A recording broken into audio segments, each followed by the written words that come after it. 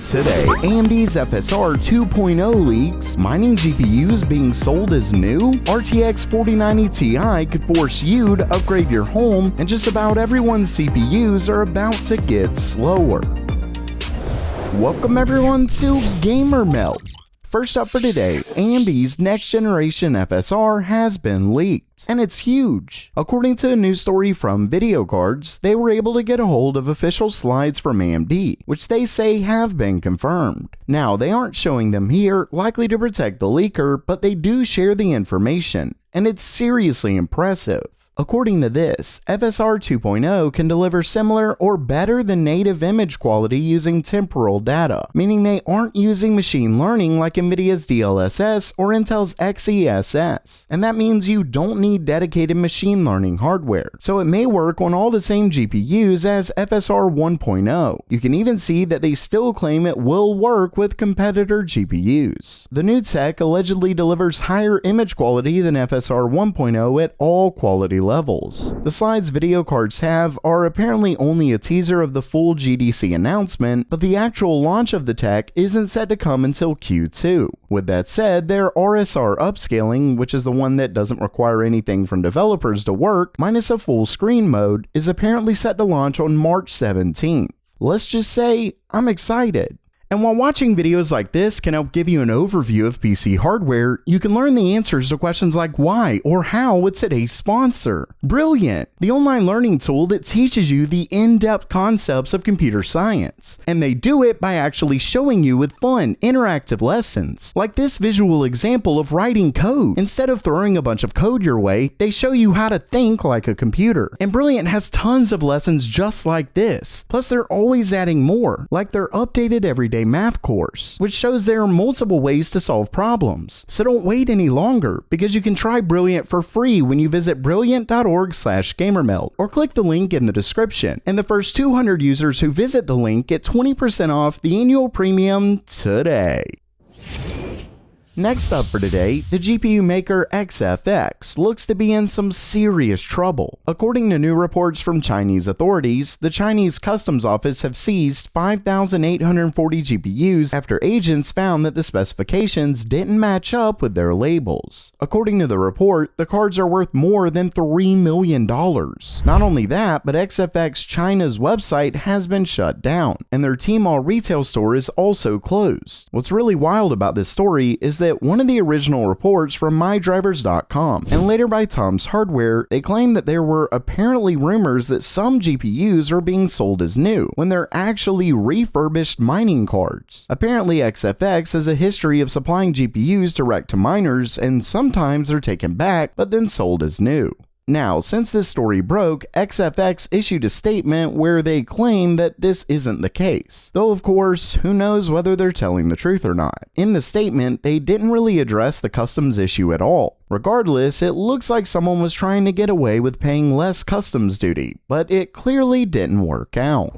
Next up, the saga of the GPU power hog looks to be continued, as we have a tweet from the very trustworthy leaker Copite7 Kimmy, and according to him, Nvidia's next-gen 90 card, we'll call it the RTX 4090 for now, is confirmed to have a TGP of 600 watts. Now, he seems to think it's too early to say for sure, but anywhere near that is flat unbelievable. And get this, according to another leaker, Greymon55, the 4090 is in fact 600 watts, but he didn't stop there. He also claims that the 4080 comes in at 450 watts. And get this, the 4090 Ti could be looking at an unbelievable 800 watts plus. 800 watts. Most gamers likely don't even have an 800 watt PSU for their entire system. Now, he does later state that these are rumors, but at the very least, the 600 watt 4090 is looking more and more accurate. If this 800 watt model comes true, US gamers may literally have to upgrade their house just to feed enough juice to their PC. What's worse is that AMD GPUs aren't looking that much better. Of course, these cards are obviously meant for the biggest of enthusiasts, like the ones who would have bought 4-way SLI back in the day,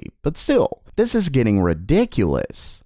And lastly for today, it looks like both AMD and Intel CPUs are about to get a massive performance hit. For those who don't know, a new variant of the Spectre version 2 exploit has been found. The new exploit is called BHI, or Branch History Injection, and so far it looks to affect pretty much all of Intel's CPUs all the way back to Haswell to their newest 12th gen parts. Most all of AMD's Zen-based CPUs, as well as certain ARM-based chips, are also affected. The recommendation for mitigation suggested by the group is to enable retpo lines, even for those with Spectre v2 hardware mitigations.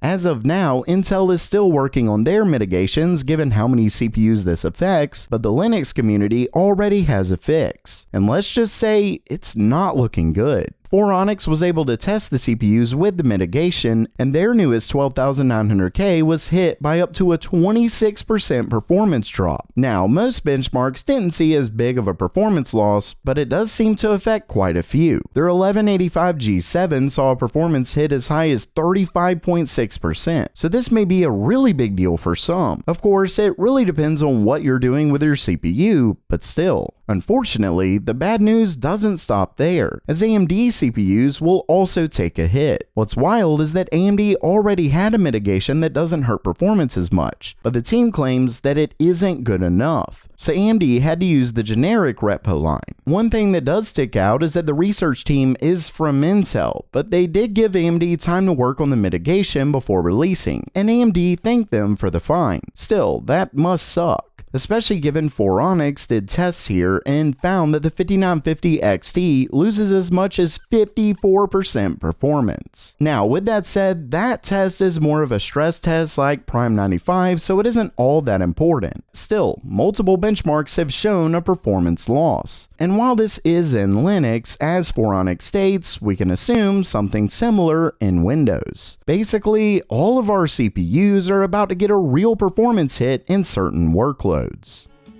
So while that does it for today, what do you think about future GPU power draw? Or what about the CPU performance hit? Let me know down in the comments below. And if you liked the video, please subscribe. And as always, have a great day.